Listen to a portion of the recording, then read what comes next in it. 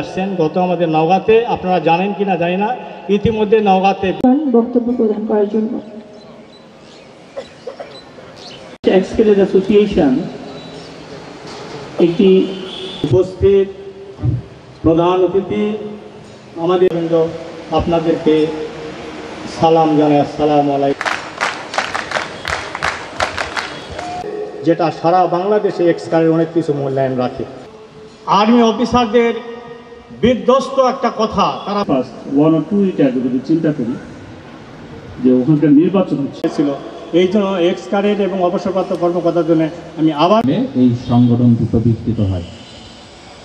নওগাঁ জেলায় এ পর্যন্ত বিএনসিসি ক্যাডেটের যতগুলা বেরিয়ে সম্মানিত সভাপতি, দ্বিতীয় প্রতিষ্ঠা বার্ষিকীতে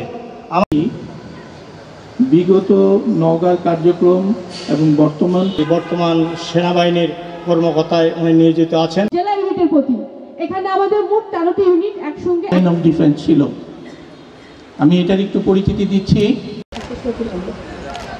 এরপর ডেকে নিচ্ছি সজীব আহমেদ। অনুষ্ঠানের এ পর্যায়ে প্রধান অতিথি। আপনারা দেখছেন দৈনিক কর্ণকণ্ঠ, সবার কথা বলে।